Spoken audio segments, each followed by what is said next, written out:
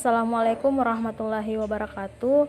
Kali ini kami akan membahas materi mengenai sirkulasi peredaran darah khususnya pada invertebrata.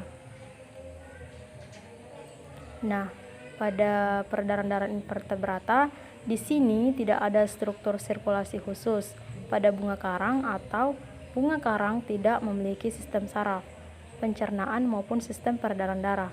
Sebaliknya, sebagian besar mengandalkan aliran air melalui pori-pori tubuh mereka untuk mendapatkan makanan dan oksigen, serta untuk membuang limbah. Nah, pada peredaran darah invertebrata di sini ada dua. Yang pertama, peredaran darah terbuka.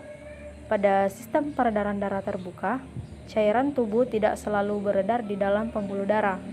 Darah dan cairan tersebut akan keluar dari pembuluh darah dan beredar di dalam rongga tubuh. Pada akhirnya, darah akan kembali ke dalam pembuluh dan menuju jantung. Organ sistem peredaran darah terbuka lebih terbatas. Organ penyusunnya hanya jantung, sejumlah rongga, dan sejumlah arteri. Contoh hewan yang memiliki sistem peredaran darah terbuka adalah udang, moluska, dan serangga. Kemudian yang kedua, sistem peredaran darah tertutup. Pada sistem peredaran darah tertutup, darah mengalir ke seluruh tubuh melalui pembuluh. Jantung akan memompa darah ke seluruh tubuh melalui pembuluh. Setelah itu, darah akan kembali ke jantung melalui pembuluh juga. Organ-organ sistem sirkulasi tertutup adalah organ yang lengkap. Organ sistem sirkulasinya antara lain jantung, pembuluh aorta, pembuluh arteri dan vena, pembuluh kapiler, plasma, dan sel darah. Contoh hewan yang memiliki sistem peredaran darah tertutup diantaranya cacing tanah, ikan, katak, reptil, dan unggas. Baik, terima kasih. Perkenalkan, nama saya Frianti selaku pemateri kedua. Saya akan memaparkan materi tentang darah vertebrata. Hewan vertebrata memiliki sistem peredaran darah yang tertutup, yaitu melalui pembuluh darah. Sistem peredaran darah vertebrata terdiri dari jantung, pembuluh darah, getah bening, pembuluh getah bening, dan organ terkait seperti timus, limpa, dan hati. Selain melakukan beberapa fungsi, yaitu pertama mengangkut nutrisi dari sistem pencernaan dan dari depot penyimpanan ke setiap sel, yang kedua mengangkut oksigen dari struktur pernapasan ke sel, yang ketiga mengangkut limbah metabolisme dari setiap sel ke organ yang mengeluarkannya, yang keempat mengangkut hormon dari kelenjar endokrin yang ke jaringan target, yang kelima membantu menjaga keseimbangan cairan, yang keenam membantu mendistribusikan panas metabolisme di dalam tubuh, yang ketujuh membantu menjaga pH yang sesuai, yang kedelapan mempertahankan tubuh dari serangan mikroorganisme. Dan hewan yang termasuk ke dalam hewan vertebrata terdiri dari ikan, mamalia, aves, amfibi, dan reptil. Dan ciri-ciri vertebrata adalah tubuh terdiri dari kepala, badan, dan dua pasang alat gerak, serta beberapa spesies mempunyai ekor. Sistem pencernaan memanjang dari mulut hingga anus, dilengkapi dengan kelenjar pencernaan, dan sistem peredaran darah tertutup. Terima kasih. Plasma adalah komponen cairan darah. Plasma terdiri dari air sekitar 92%, protein sekitar 7%, garam, dan berbagai bahan yang diangkut seperti gas terlarut, nutrisi, limbah, dan hormon. Plasma berada dalam keseimbangan dinamis dengan cairan interstisial yang membasahi sel dan dengan cairan intraseluler. Saat darah melewati kapiler, zat terus bergerak masuk dan keluar dari plasma. Setiap penyimpangan dari komposisi normalnya menandakan satu atau lebih organ untuk memulihkan homeostatis. Sel darah merah mengangkut oksigen. Eritrosit secara informal disebut sel darah merah, sangat khusus untuk mengangkut oksigen. Pada kebanyakan vertebrata kecuali mamalia, sel darah merah yang bersirkulasi memiliki inti, misalnya burung memiliki sel darah merah besar, lonjong, berinti. Pada mamalia, nukleus dikeluarkan dari sel darah merah saat sel berkembang. Setiap sel darah merah mamalia adalah cakram bikonkav yang fleksibel dengan diameter 7 hingga 8 mili dan tebal 1 hingga 2 mili. Kerangka elastis internal mempertahankan bentuk cakram dan memungkinkan sel untuk menekuk dan memutar saat melewati pembuluh darah bahkan lebih kecil dari diameternya sendiri. Bentuk bikonkavnya memberikan rasio luas permukaan terhadap volume yang tinggi, memungkinkan difusi oksigen dan karbon dioksida yang efisien ke dalam dan keluar sel. Pada manusia dewasa, sekitar 30 triliun sel darah merah beredar dalam darah, kira-kira 5 juta per liter. Sel darah putih mempertahankan tubuh terhadap organisme penyakit. Leukosit atau sel darah putih dikhususkan untuk mempertahankan tubuh dari bakteri berbahaya dan mikroorganisme lainnya. Leukosit adalah sel mirip amoeba yang mampu bergerak sendiri. Beberapa jenis secara rutin menyelinap melalui dinding pembuluh darah dan memasuki jaringan. Darah manusia mengandung 5 jenis leukosit, diklasifikasikan sebagai granular dan atau agranular. Kedua jenis diproduksi di tulang merah sumsum.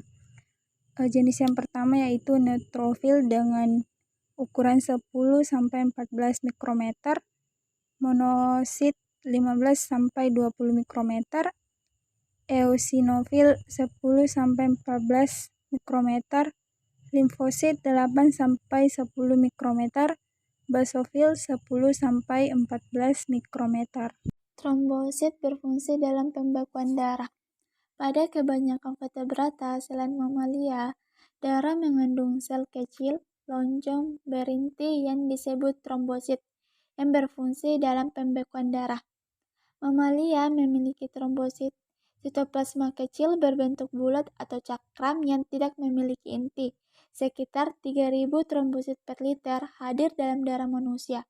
Trombosit terjepit dari sel yang sangat besar di sumsum tulang. Jadi, trombosit bukanlah sel utuh tetapi fragmen sitoplasma yang tertutup oleh membran. Adapun pembuluh darah, vertebrata sistem peredaran darah meliputi 3 jenis utama yaitu arteri, kapiler, dan vena. Arteri membawa darah dari bilik jantung menuju jaringan lain. Ketika arteri memasuki suatu organ, ia terbagi menjadi banyak cabang yang lebih kecil yang disebut arteriol. Arteriol mengalirkan darah ke kapiler mikroskopis. Setelah darah bersirkulasi melalui suatu organ, kapiler bergabung membentuk vena yang menyalurkan darah kembali ke jantung.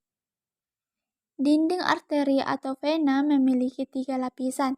Lapisan terdalam yang melapisi pembuluh darah sebagai besar terdiri dari endotelium, jaringan yang menyerupai epitel squamosa. Lapisan tengah adalah jaringan ikat dan sel otot polos, dan lapisan luar adalah jaringan ikat yang kaya akan serat elastis dan kolagen. Polusi sistem kardiovaskular vertebrata dari ikan menjadi mamalia. Ikan, anterium dan vertikal tunggal jantung ikan adalah bagian dari satu sirkuit aliran darah. Reptil, jantung reptil memiliki 2 anterium dan 2 ventrikel. Pada kebanyakan reptil, dinding yang memisahkan ventrikel tidak lengkap. Jadi darah dari kanan dan kiri kamar bercampur sampai batas tertentu. Amfibi. Pada amfibi, jantung terdiri dari 2 anterium dan 1 ventrikel dan darah mengalir melalui sirkuit ganda. Burung dan mamalia. Pada burung dan mamalia, 2 anterium dan 2 ventrikel memisahkan darah kaya oksigen dari darah miskin oksigen. Manusia jantung terdiri dari vena cava superior, arteri pulmonalis, katup pulmonal anterior kanan, vena pulmonalis, katup trikuspid, ventrikel kanan, aorta.